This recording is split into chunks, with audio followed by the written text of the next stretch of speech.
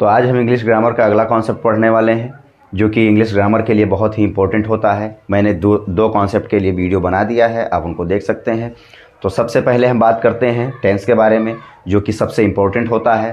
Tense में हमने आपको बताया था कि 3 तरह के होते हैं, और वो होता है प्रेजेंट, पास्ट एंड फ्यूचर। हर टेंस के 4 पार्ट होते हैं, उन चारों पार्ट को हमने बता दिया था। तो आज आते हैं हम उस पहले टेंस के यानी प्रेजेंट टेंस के तीसरे पार्ट की तरफ।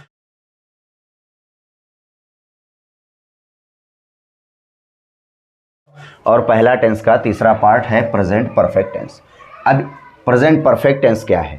प्रेजेंट परफेक्ट टेंस का परफेक्ट का मतलब होता है परिपूर्ण, यानी क्या होता है, इसमें कोई काम समाप्त हो चुका होता है। क्या होता है? समाप्त हो चुका होता है पूरी तरीके से, यानी कि उसमें कोई भी मतलब जो है काम बचा नहीं होता, रेस्ट नहीं होता। जैसे मैं बहराइच पहुंच चुका हूं, तुम खाना खा चुके हो, बच्चे स्कूल जा चुके हैं। इस तरीके के सेंटेंसेस को हम प्रेजेंट परफेक्ट की कैटेगरी में लेके जाते हैं। अब इनकी पहचान क्या होती है? चुका है, चुकी है, चुके हैं, इनके अंत में आते हैं। और इस तरीके का भी आता है, जैसे लिया है, दिया है, खाया है, सुना है, देखा है, इस तरीके से सेंटेंसेस आते हैं। जैसे फॉर एग्जाम्पल मैं आपसे बोल दूँ कि मैंने आपको देखा है, तो इस सेंटेंस को सुनने के बाद आपको क्या पता चलता है कि मैंने आपको देखा, मतलब पहले मैं देख चुका हूँ, यानी देखने का जो काम है वो पूरा हो चुका है। मैंने यह किताब पढ़ा है, मैंने यह किताब पढ़ा, इसका मतलब मैंने वो किताब पढ़ के कंप्लीट कर लिया है। तो जो काम कंप्लीट हो चुका होता है उसको, उस सेंटेंसेस को बनाने के लिए हम प्रेजेंट परफेक्ट की कैटेगरी में लेके जाते हैं। और जब प्रेजेंट परफेक्ट की कैटेगरी में हम उसको लेके जाते हैं, और उसके बाद हमारा जो सेंटेंस का जो रूल्स है वो ऑटोमेटिक हमारे माइंड में आ जाता है कि इसमें हमें कौन सा रूल लगाना है। इसकी हेल्पिंग वर्ब होती है हैज हैव। आपने सिंपल प्रेजेंट के बारे में पढ़ा होगा। हैज हैव मैंने बताया था कि पास है और में है और कितने भाई बहन है, उसको बताने के लिए भी हम हैज हैव का यूज़ करते हैं। लेकिन उसमें एक डिफरेंस था, मैंने बताया था कि उसमें मेन वर्ब नहीं होता है। इसमें मेन वर्ब आपको मिलेगा, और जब मेन वर्ब मिलेगा और उसमें इस तरीके के लास्ट में दिया गया हो, चुका है, चुकी है, चुके हैं, या दिया है, लिया है, खाया है, सुना है, देखा है, गया है, इस तरीके के जो वर्ड्स अगर आ जाएं इसमें, तो वो क्या होता है? प्रेजेंट परफेक्ट की कैटेगरी में आता है।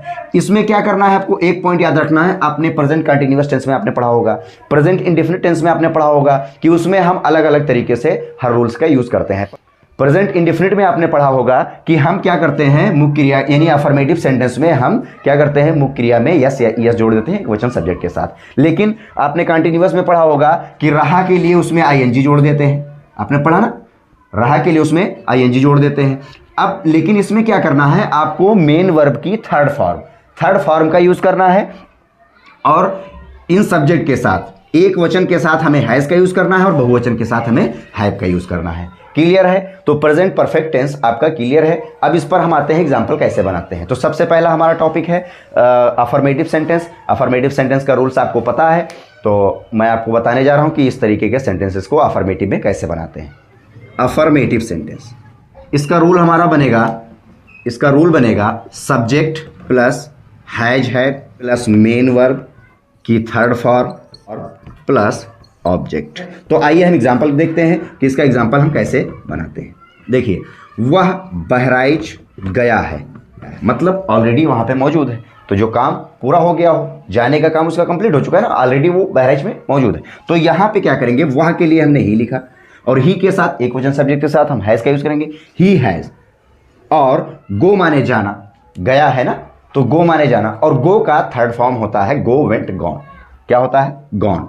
ही हैज गॉन, और टू लगा करके कर्म लिखेंगे, यानी ऑब्जेक्ट लिखेंगे, he gone to Bahraich, he has gone to Bahraich. अगला एग्जांपल है, जैसे उसने मुझे देखा है।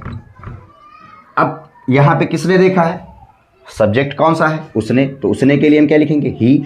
उसके बाद देखा है, कहने का मतलब देखने का यानी पहले वो देख चुका है, पहले की बात है, अभी जस्ट की बात नहीं है। तो यहां पर उसने मुझे देखा है, तो देखना का क्या होता है?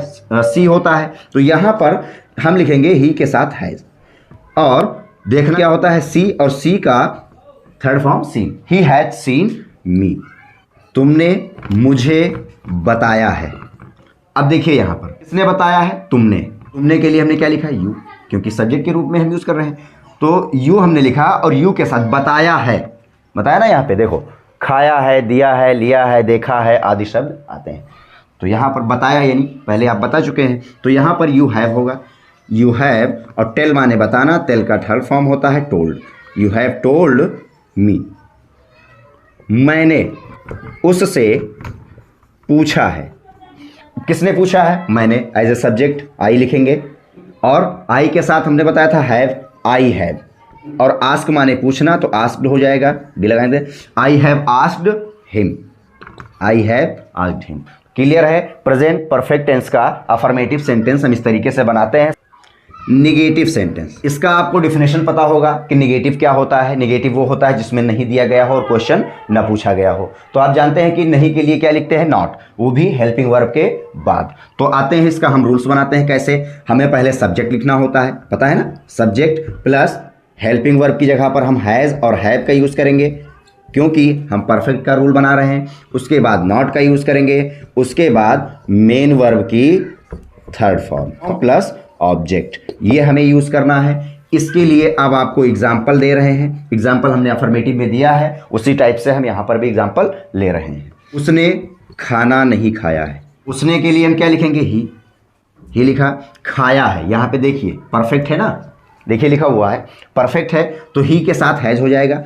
और नहीं के लिए क्या हो जाएगा? नॉट हो जाएगा, ही हैज़ नॉट। और खाना का यहाँ पे मेन वर्ब का ईट होता है और ईट का थर्ड फॉर्म हो जाएगा eaten. He has not eaten food, he has not eaten food.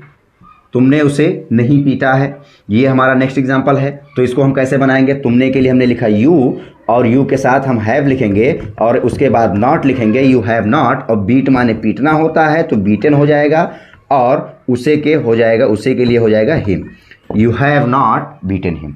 अगला एग्जाम्पल है हमारा हमने तुमको पैसे नहीं दिए।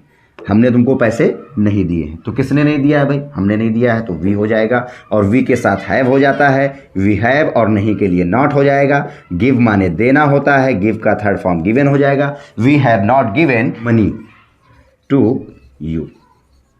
आइए देखते हैं इंट्रोगेटिव सेंटेंस को हम कैसे बनाते हैं। इंट्रोगेटिव सेंटेंस का आपका रूल्स पता ही होगा कि हेल्पिंग वर्ब हम पहले ही लिखते हैं, दो तरह के होते हैं, एक में क्वेश्चन वर्ड पहले लिखते हैं। तो हमने लिख दिया है। आप देखिए हेल्पिंग वर्ब में हमने हैज़ हैव लिखा है क्योंकि परफेक्ट की हम लिख रहे हैं, तो हैज़ है plus subject plus main verb की third form plus object. Question word plus has है plus subject plus main verb की third form plus object. Example में बता रहा हूँ आपको, जैसे क्या वह बाजार गया है। क्या आ गया पहले? क्या आ जाए तो हम क्या यूज़ करते हैं? पहले हेल्पिंग वर्ब। हेल्पिंग वर्ब का यूज़ हम क्या करेंगे? वह के हिसाब से हैज़ और सब्जेक्ट, उसके बाद मेन वर्ब की थर्ड फॉर्म। क्या पहले आ गया ना, फर्स्ट वाला यूज़ करेंगे। पहले हमने लिखा हैज़ हैव, दोनों में से एक, उसके बाद हमने सब्जेक्ट लिखा वह, उसके बाद हम क्या लिखेंगे? मेन वर्ब की थर्ड फॉर्म। गया है, ही हैज़ ही गॉन, कहाँ पे गया है? बाजार, has he gone to market. उसके बाद सेकंड में देखते हैं, क्या तुमने उसे देखा है। क्या पहले आ जाए तो फिर हम वही फर्स्ट वाला यूज़ करेंगे। क्या क्या हमने लिखा? हैव हमने क्यों लिखा?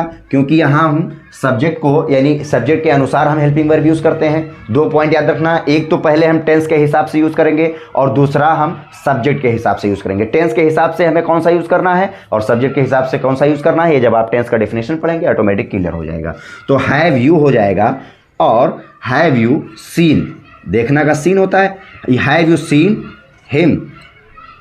तो अब और एग्जांपल लेते हैं इसमें, जैसे उसने किताब कब पढ़ा है। ये आपका क्वेश्चन वर्ड बीच में आ गया कब, तो इसके लिए हम क्या करते हैं? क्वेश्चन वर्ड अगर बीच में आ जाए तो हम सेकंड वाला फार्मूला यूज़ करते हैं, क्वेश्चन वर्ड प्लस हैज़ है plus subject plus main verb की थर्ड फॉर्म प्लस ऑब्जेक्ट। तो यहाँ पर हम क्वेश्चन वर्ड पहले लिखेंगे, कब की अंग्रेजी क्या होती है? व्हेन। अब उसके बाद हम सब्जेक्ट के हिसाब से हमें हेल्पिंग वर्ब यूज़ करना है। उसने के लिए हम ही लिखते हैं तो ही के साथ हैज़ का यूज़ होता है, तो व्हेन हैज़ ही, रीड का थर्ड फॉर्म भी रीड ही होता है, तो when has he read book हो जाएगा।